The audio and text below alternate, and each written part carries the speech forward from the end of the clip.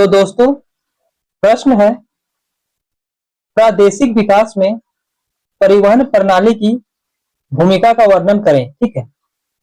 Describe the role of transport system in regional development. उत्तर देखते हैं इसका। प्रादेशिक विकास में परिवहन प्रणाली महत्वपूर्ण भूमिका निभाती है और विभिन्न क्षेत्रों के बीच संचार और सामरिकता को सुविधाजनक बनाने में मदद करती है। ठीक है। परिवहन प्रणाली आवासीय, वाणिज्यिक और औद्योगिक क्षेत्रों के बीच सामरिकता को सुनिश्चित करने में मदद करती है और नगरीय क्षेत्रों के विकास में महत्वपूर्ण योगदान देती है। ठीक है। परिवहन प्रणाली राज्यों को उनकी विकास आवश्यकताओं के अनुरूप सुगमता संचार और व्यापारिक सक्षमता प्रदान करने में मदद करती है।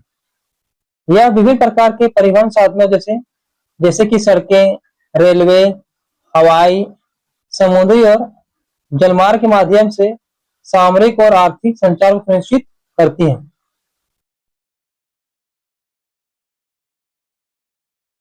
पहला है सड़क परिवहन। ठीक है। सड़क परिवहन भारत में परिवहन का सबसे प्रमुख साधन है, जो 80% से अधिक यात्री यातायात और 60% माल यातायात के लिए जिम्मेदार है। स्वर्णिम चतुर्भुज जैसे नए राजमार्गों और एक्सप्रेसवे के निर्माण से प्रमुख शहरों के बीच कनेक्टिविटी में काफी सुधार हुआ है और यात्रा का समय कम हो गया है। सड़क संपर्क विशेष रूप से दूर दराज के क्षेत्रों में महत्वपूर्ण है, जहां परिवहन के अन्य साधन उपलब्ध या व्यवहारिक नहीं हो सकते। बेहतर सड़क संपर्क से स्वास्थ्य देखभाल, शिक्षा और नौकरी के अवसरों तक बेहतर पहुंच हो सकती है और पर्यटन को भी बढ़ावा मिल सकता है। ठीक है। दूसरा है रेल परिवहन। 67,000 किलोमीटर से अधिक ट्रैक और 7,000 स्टेशनों के साथ भारत दुनिया के सबसे बड़े रेलवे नेटवर्क में से एक है।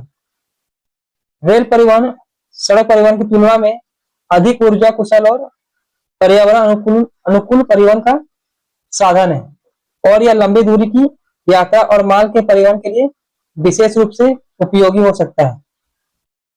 रेलवे दूर दराज के क्षेत्रों के लिए जीवन रेखा के रूप में काम कर सकता है, आवश्यक वस्तुओं और सेवाओं तक पहुंच प्रदान कर सकता है और उन्हें शहरी केंद्रों से जोड़ सकता है।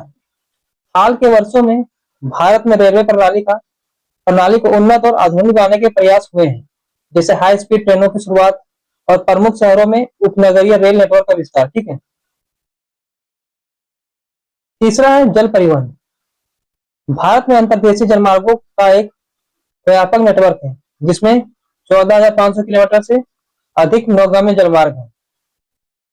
जल परिवहन थोक वस्तु और कच्चे माल के लिए परिवहन का एक किफायती और कुशल तरीका हो सकता है। यह उन क्षेत्रों में भी विशेष रूप से उपयोगी हो सकता है जहां सड़क और रेल कनेक्टिविटी खराब है या अस्तित्वहीन है।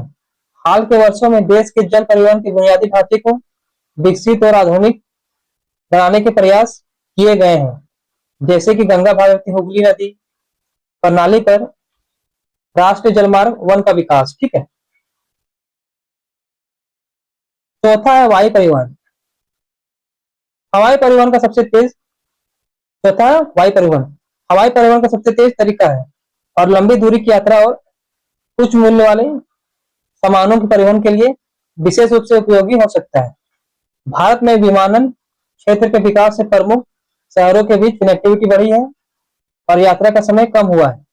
हवाई अड्डे आर्थिक विकास, निवेश आकर्षित करने और रोजगार के अवसर पैदा करने के केंद्र के रूप में भी काम कर सकते हैं। हाल के वर्षों में देश के विमानन बुनियादी ढांचे को विकसित और आधुनिक बनाने के प्रयास किए गए हैं, जैसे मौजूदा हवाई अड्डों का विस्तार और टीयर 2 और टीयर 3 शहरों में नए हवाई अड्डों का निर्माण। भारत में क्षेत्र विकास में परिवहन की पूरक भूमिकाएं क्षेत्रीय असंतुलन को कम करने और आर्थिक विकास को बढ़ावा देने के लिए महत्वपूर्ण है। एक सुनियोजित और एकीकृत परिवहन प्रणाली आवश्यक वस्तुओं और सेवाओं तक पहुंच में सुधार कर सकती है रोजगार के अवसर पैदा कर सकती है और पर्यटन को बढ़ावा दे सकती है। प्रत्येक क्षेत्र की विशिष्ट आवश्यकताओं और चुनौतियों को पहचानना और उन जरूरतों को पूरा करने वाली एक अनुकूलित परिवहन योजना विकसित करना आवश्यक है। ऐसा करके भारत पूरे देश में समावेशी और सतत विकास हासिल कर सकता है। परिवहन प्रणाली के माध्यम से विकास क्षेत्रों को यातायात के लिए अच्छी सड़क और संचार सुविधा, रेलवे लाइनों के नेटवर्क, हवाई यात्रा और पोर्ट सुविधाएं प्रदान की जाती है। यह विभिन्न नगरों, क्षेत्रों और गांवों को एक दूसरे से जोड़ने में मदद करती है और उन्हें सामरिकता, व्यापार, शिक्षा, स्वास्थ्य सेवाएं और अन्य सुविधाएं प्रदान करती है।